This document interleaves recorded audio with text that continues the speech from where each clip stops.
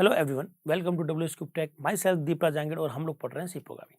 Friends, आज की video हम लोग बात करेंगे कंपाइलर और आईडीई के बारे में। फ्रेंड्स, लास्ट की वीडियो हमने बात की थी कि कंपाइलर क्या होते हैं और ये इंटरप्रेटर और असेंबलर से किस तरह से डिफरेंट है। हम लोग पढ़ रहे हैं सी प्रोग्रामिंग और सी के अंदर जो काम में लेते हैं वो लेते हैं हम लोग कंपाइलर। तो चलिए इस कंपाइलर को और बेहतर ढंग से देखते हैं फ्रेंड्स। अब बात ये आती है कि फ्रेंड्स, क्या वाकई में सी के प्रोग्राम बनाने के लिए हम लोग कंपाइलर का यूज़ करेंगे या किसी और चीज़ का। तो फ्रेंड, हम लोग काम जो करते हैं प्रोफेशनली, जो हम लोग सॉफ्टवेयर बनाते हैं, तो हम लोग कंपाइलर काम में नहीं लेते हैं। हम लोग काम में लेते हैं आईडीई, जिसमें कंपाइलर भी इंक्लूड रहता है। आईडी में कंपाइलर से ज़्यादा बहुत सी फैसिलिटी होती है। अभी फैसिलिटी क्या है, ठीक है, कंपाइलर के साथ साथ हमें और क्या क्या चीज़ देता है आईडी, चलो उसको देख लेते हैं एक बार। तो फ्रेंड्स, हम लोग बात करेंगे डिफरेंस बिटवीन कंपाइलर और आईडीई। तो फ्रेंड्स, आईडीई होता क्या है? आईडीई का मतलब होता है इंटीग्रेटेड डेवलपमेंट एनवायरनमेंट। मैं इसकी फुल फॉर्म लिख देता हूँ। IDE means integrated development environment, है ना फ्रेंड्स। ये आईडी की फुल फॉर्म होती है। अभी आईडी करता क्या है? आईडी के अंदर कंपाइलर के साथ में और बहुत सी फैसिलिटी हमें मिल जाती है, और वो फैसिलिटी क्या है हम लोग देख लेते हैं। तो आईडी क्या एक सॉफ्टवेयर है, ठीक है, हम लोग उसको सॉफ्टवेयर शूट कह सकते हैं, क्योंकि इसमें बहुत से छोटे छोटे सॉफ्टवेयर हमें मिल जाते हैं। अभी करते क्या है, ये हमें प्रोग्राम को डेवलप करना है, प्रोग्राम को लिखना है तो भी हमें ये फैसिलिटी देता है, प्रोग्राम को ट्रांसलेट करना है तो भी ये हमें फैसिलिटी देगा, उसमें डिबगिंग करनी है, उसमें एरर ढूंढनी है तो भी ये हमें फैसिलिटी देगा, कुछ ना कुछ कोड ये खुद भी लिख देगा, ये भी हमें फैसिलिटी मिल जाती है। इसको हम लोग कहते हैं ऑटोमेटेड कोड, ये भी हमारे लिए कर लेता है। तो ये कंपाइलर से कहीं ज़्यादा बेटर है। ओके, कंपाइलर केवल ट्रांसलेशन का काम करता है। जब कंपाइलर केवल हम लोग खाली कंपाइलर अगर काम में लें प्रोग्राम बनाने के लिए, तो हमें कहीं न कहीं दूसरे सॉफ्टवेयर की ज़रूरत पड़ती है प्रोग्राम को डिज़ाइन करने के लिए या लिखने के लिए। जैसे कि अगर मैं कंपाइलर काम में लेता हूँ, तो मुझे एक लिखने के लिए नोटपैड या कोई दूसरा टेक्स्ट एडिटर चाहिए होगा। तो टेक्स्ट एडिटर के हम लोग प्रोग्राम को लिखेंगे, फिर उसको हम लोग कंपाइलर को देंगे, कंपाइलर उसको ट्रांसलेट करेगा। तो हमें 2 या 3 सॉफ्टवेयर की ज़रूरत पड़ती है। आईडीई क्या करता है, इन सारे सॉफ्टवेयर को कंबाइंडली वर्क करता है। सारे सॉफ्टवेयर को ही मिलाकर जो भी चाहिए होता है डेवलपमेंट के लिए, उनको सबको मिक्स कर देगा और हमें एक साथ दे देगा। तो इसमें हमें डेवलप करने के लिए भी ऑप्शन मिल जाते हैं, साथ में प्रोग्राम को टेस्ट करने के लिए जितने भी ऑप्शन होते हैं, वो भी हमें मिल जाते हैं, ताकि हम लोग किसी भी प्रोग्राम को ईज़िली कर सकें। साथ ही साथ में इसमें कंपाइलर भी हमें मिलता है, जो कि ट्रांसलेशन का काम करता है। तो कंपाइलर भी मिल रहा है, डेवलप करने के लिए, प्रोग्राम लिखने के लिए भी ऑप्शंस मिल रहे हैं, टेस्टिंग करने के लिए भी ऑप्शंस मिल रहे हैं, और जो हमने कोड लिखा है, ठीक है, तो कंपाइलर है इसमें, तो कंपाइलर क्या करेगा, इस हमारे कोड को लो लेवल में कन्वर्ट कर देगा। तो फ्रेंड्स, आईडी के अंदर कंपाइलर ऑलरेडी है और आईडी ज़्यादा फीचर्स देता है। यही वो रीज़न है जिस वजह से एक अच्छे प्रोग्रामर या जो कंपनीज़ हम लोग सुनते हैं एमएनसीज़, इन कंपनीज़ में, आईटी कंपनीज़ में हम लोग हमेशा आईडी पर ही वर्क करते हैं। ये बहुत ईज़ी है। अब देखते हैं कि वो क्या-क्या फैसिलिटी हमें देता है। तो आईडी हमें क्या प्रोवाइड करता है? ये प्रोवाइड करता है प्रोग्राम को क्रिएट करने के ऑप्शंस, प्रोग्राम को बिल्ड और टेस्ट करने के ऑप्शंस भी हमें देता है ये।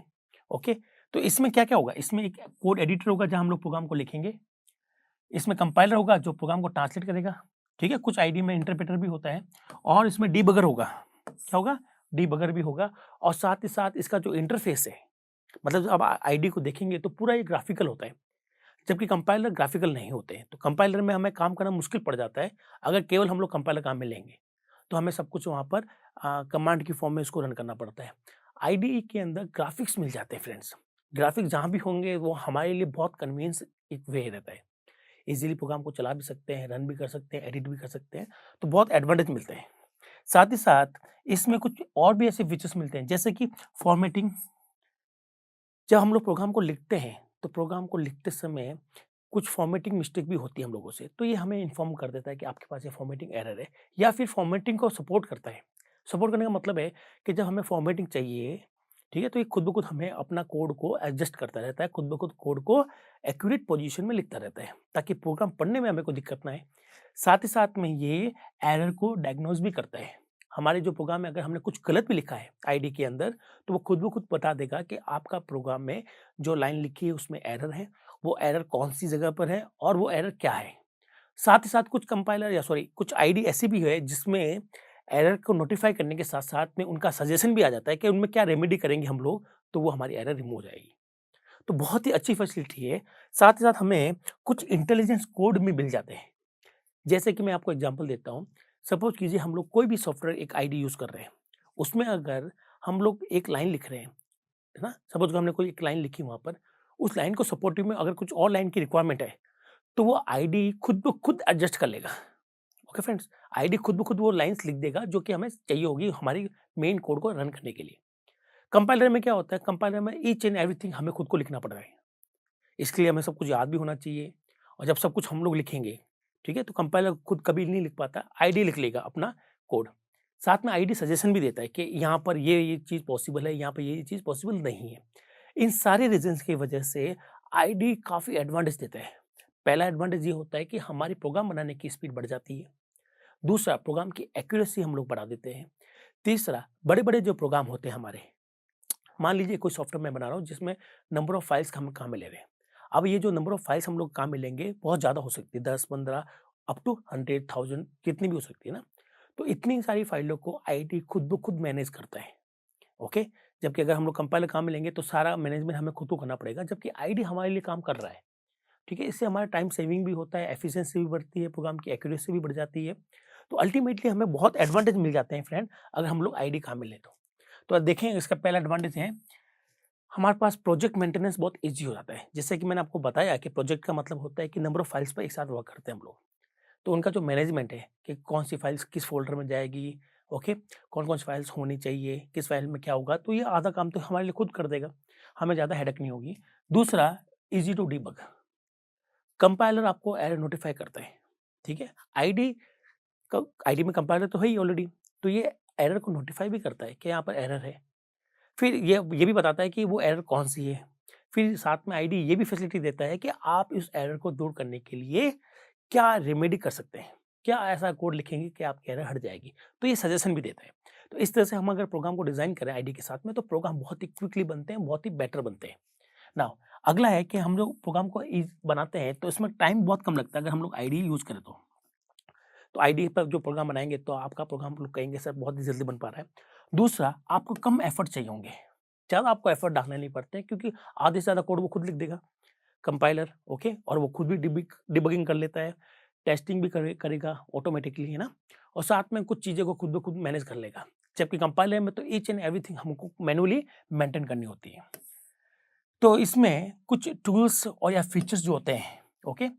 ताकि हमारी मिस्टेक ना करें। जैसे हम लोग कोई भी कोड लिखते हैं, ठीक है? तो हमारा कंपाइलर तो कोई नोटिफ़ाई नहीं करता है, वो तो कंपाइलर तभी एरर बताएगा जब वो कोड को कंपाइल करेगा। लेकिन आईडी क्या करता है, जैसे हम लोग कोड लिखते हैं और कोड में कुछ एरर है, तो वो ऑन द स्पॉट उसको बता देगा, ठीक है? उसका वेट नहीं करेगा कि हम बाद में बताऊँगा जब उसका ट्रांसलेशन होगा। आईडी ये बता देता है पहले कि आपके कोड में ये अब आप लिख रहे हो तो इसमें ये एरर है। जबकि कंपाइलर अगर काम में लेंगे तो कंपाइलर तभी एरर देगा जब उस प्रोग्राम को वो रीड आउट कर लेगा, पूरा चला लेगा। तो ये काफ़ी ईज़ीनेस है ताकि हम लोग प्रोग्राम में जब गलती हो तो हम लोग वहीं इसको करेक्ट कर लेते हैं। आगे बढ़कर हमें गलती को ढूँढना नहीं पड़ता, ठीक है? और जितने भी रिसोर्सेज़ हैं, एक प्रोग्राम के लिए या सॉफ्टवेयर के लिए जितने भी रिसोर्सेज़ हैं, लाइक अगर किसी सॉफ्टवेयर की हम लोग बात करें तो उसमें इमेजेस भी लगेगी, ओके? उसमें नंबर ऑफ फाइल्स भी होंगी। इनका सबका मैनेजमेंट ये खुद ब खुद अच्छे फ़ोल्डर बनाकर, करेक्ट फ़ोल्डर बनाकर ये खुद ब खुद करता है। और साथ ही साथ हमें कुछ शॉर्टकट भी देता है। मतलब अगर मैं कुछ भी छोटा-सा कोड लिखना चाहता हूँ, ओके? अगर मैं उसको 2 या 3 लेटर लिखता हूँ तो वो मुझे सजेशन दे देता है। सजेशन के बाद में हमारे पास में खुद ब खुद कोड आ जाएगा हमारे पास में। तो आईडी का काफ़ी बड़ा एडवांटेज है यहाँ पर। फिर नेक्स्ट एडवांटेज जो है वो है programmer can quickly navigate from one member to another. तो होता ही है फ्रेंड्स, अगर आपने बहुत बड़े प्रोग्राम बनाए तो एक प्रोग्राम काफ़ी जगह पर काम आता है, अलग-अलग फाइल्स में काम आता है। तो वहाँ पर नेविगेट करने में कि इस प्रोग्राम को हम बाद में हम लोग कहाँ जाएँगे, ठीक है? हमारा कोड को हम लोग कहाँ ढूँढेंगे, तो इसमें हमें बहुत एडवांटेज मिल जाते हैं क्योंकि इसमें एक कोड से दूसरी कोड पर नेविगेट करना, यहाँ से वहाँ तक मूवमेंट लेना बहुत ही आसान है। ये बता देगा कि आपको एक ही क्लिक में कि आप इस कोड को लेकर वहाँ तक जा सकते हो, है ना? इस कोड पे क्लिक करेंगे तो आप वहाँ चले जाएँगे, उसके ऊपर डेफिनिशन पे चले जाएँगे, तो बहुत ही आसान हो जाता है हमारे लिए काम करना। अदरवाइज़ हम लोग ढूँढते रह जाएँगे, अगर बड़े प्रोग्राम की बात करूँ तो। फिर आईडी जो है, ये खुद ब खुद कुछ कोड को ऐड करता है। मैंने आपको बताया था कि अगर मैं कुछ लाइन लिखता हूँ, उसके लिए कुछ एडिशनल कोड चाहिए, तो ये खुद ब खुद ऐड कर देता है, लाइक इंपोर्ट्स वगैरह। तो ये हमारे लिए काम को बचाता भी है और साथ ही साथ अच्छा भी होता है। फिर हम लोग बात करते हैं कि it can give warning in case of any error और मिस्टेक। जब हम लोग प्रोग्राम को टाइप कर रहे हैं उस समय ये हमें एरर को नोटिफाई कर देता है। ये बहुत अच्छी बात है फ्रेंड्स। अगर बाद में बताएँ, हमने थाउज़ेंड्स ऑफ लाइन लिखने के बाद में हमें एरर बताए तो हमें काफ़ी तकलीफ होती है ढूँढने वगैरह में। और जबकि ये क्या करेगा, ये ऑन द स्पॉट जब आप लाइन को लिख रहे होंगे, जब कोई स्टेटमेंट लिख रहे होंगे, उसी समय ही आपको नोटिफाई कर देगा कि आपका स्टेटमेंट मिस्टेक है, इसमें कुछ ना कुछ गड़बड़ी है। साथ ही साथ उसकी रेमेडी भी आपको बता देगा कि आपको ये लिखने पर इसका इस एरर को हटाया जा सकता है। ठीक है? और ईज़ी टू कस्टमाइज़, मतलब जो कंपाइलर होंगे, ठीक है? उसमें हमारे अकॉर्डिंग चेंजेस नहीं कर सकते हैं, जबकि आईडी के अंदर हम लोग अपनी तरह से कुछ चेंजेस कर सकते हैं। ठीक है? हमने अपने अकॉर्डिंग कुछ वर्ज़न सेट कर सकते हैं, ठीक है? बहुत से हमें ऑप्शंस मिलते हैं डिबगिंग वगैरह के, तो हमारे लिए काम बहुत ही ईज़ी हो जाता है फ्रेंड्स। तो ये थे हमारे पास में मेजर एडवांटेज। अब देखते हैं कि सी प्रोग्राम, क्योंकि हम लोग सी सीख रहे हैं, तो सी प्रोग्राम बनाने के लिए हम लोग किस आईडी का यूज़ करेंगे? तो फ्रेंड्स, सबसे पॉपुलर जो आईडी है, वो है विजुअल स्टूडियो। ये माइक्रोसॉफ्ट का एक प्रोडक्ट है, बहुत ही अच्छा, बेहतरीन है, काफ़ी टाइम से सीख के अच्छे प्रोग्राम इसमें बनाए जा सकते हैं। फिर हम लोग बात करेंगे इक्लिप्स पर। इक्लिप्स जो है फ्रेंड्स, ये बहुत ही अच्छा है और इक्लिप्स ना केवल सी के लिए, जबकि सीपीपी, जावा, अदर्स के लिए भी बहुत ही यूज़फुल है। लेकिन ये दोनों मैं सजेस्ट नहीं करता क्योंकि वो कुछ प्रोफेशनली है। स्पेशली इक्लिप्स की मैं बात नहीं करूँगा क्योंकि इक्लिप्स के तो अंदर बहुत सी चीज़ हमें मैनुअली ऐड करनी पड़ती है या उसके प्लगइन्स हमें डाउनलोड करने पड़ते हैं। फिर हम लोग बात करेंगे नेटबिन की। तो नेटबिन भी एक बहुत अच्छी आईडी है जहाँ सी के प्रोग्राम बना सकते हैं। साथ ही साथ इसमें जावा के प्रोग्राम को भी डिज़ाइन किया जा सकता है। फिर सबलाइन टेक्स्ट है ना? बहुत सारे हैं। मेरी जो पर्सनल रिकमेंडेशन है, वो है कोड ब्लॉक।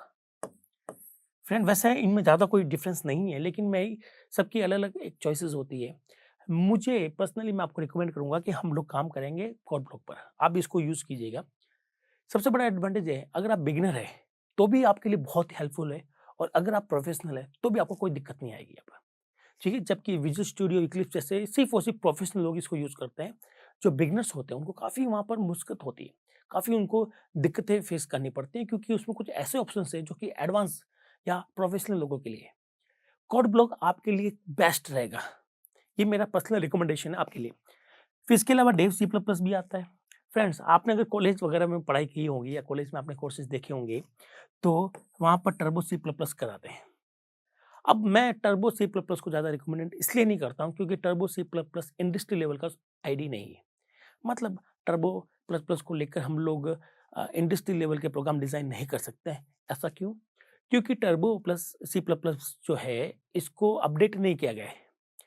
लास्ट जिसका अपडेट है वो 1992 का है। उसके बाद में सी में और सीपीपी में बहुत से चेंजेस आए हैं। कुछ नए रूल्स आए हैं, कुछ नए उसके अंदर फीचर्स ऐड हुए हैं।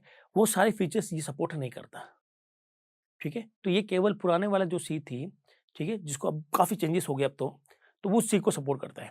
तो ये इंडस्ट्री को भी, कोई भी इंडस्ट्री इसको पसंद नहीं करती। हाँ, फिर भी अगर आप बिगिनर हैं, तो एक बार के लिए आप इसको सीख सकते हो।